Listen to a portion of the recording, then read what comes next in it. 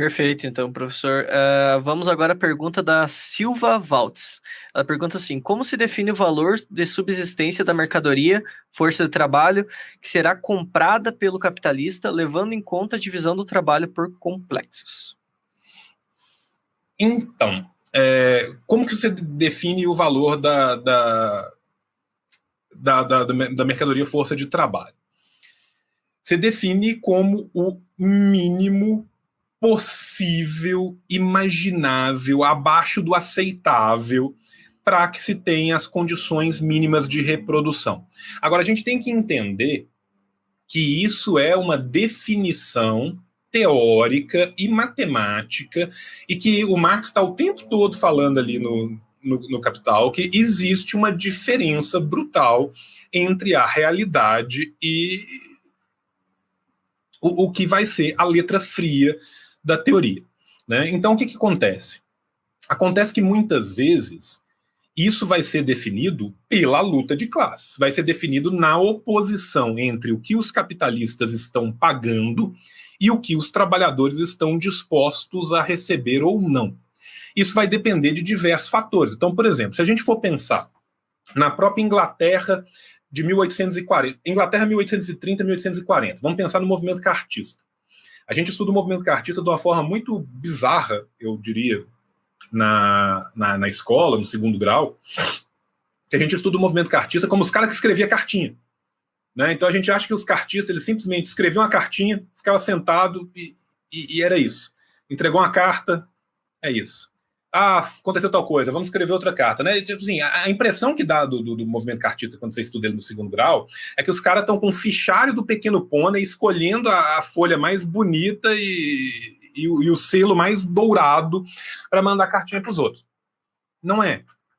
Os movimentos sociais que ocorreram na Inglaterra na década de 30, na década de 40, foram muito combativos. Quanto mais se a gente for pensar o que se tinha de teoria naquele tempo, o que eles estavam desenvolvendo de teoria, né?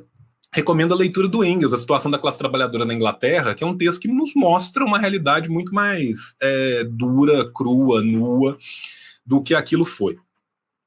O movimento cartista, que organizou sindicalmente boa parte dos trabalhadores da Inglaterra, principalmente nos anos de 1830 e 1840, conduziu diversas greves, não só na Inglaterra, na Escócia, na Irlanda, greves essas que conseguiram subir e muito o salário dos trabalhadores e melhorar boa parte das suas condições de vida.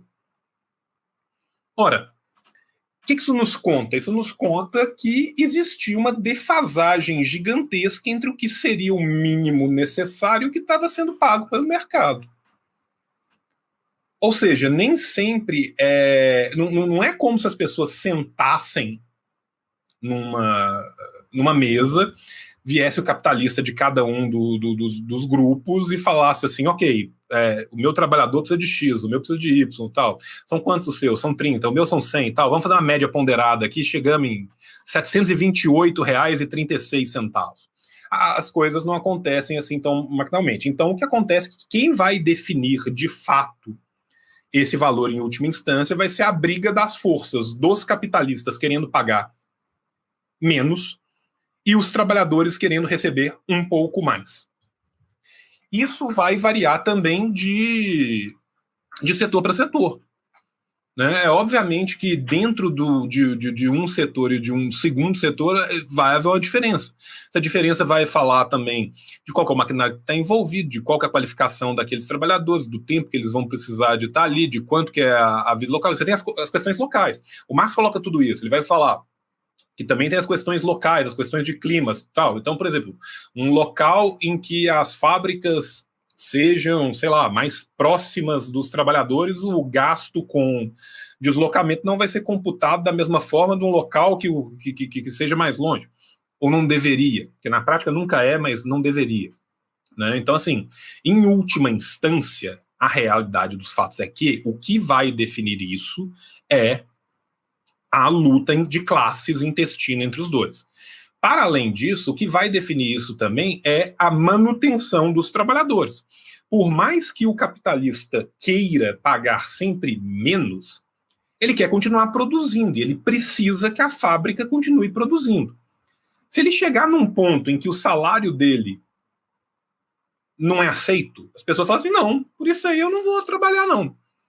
Ele não vai descer no chão da fábrica e operar 500 cadeiras sozinho. Então você também tem isso. Esse equilíbrio é um equilíbrio dinâmico, né? Isso não vai ser nunca um equilíbrio estático.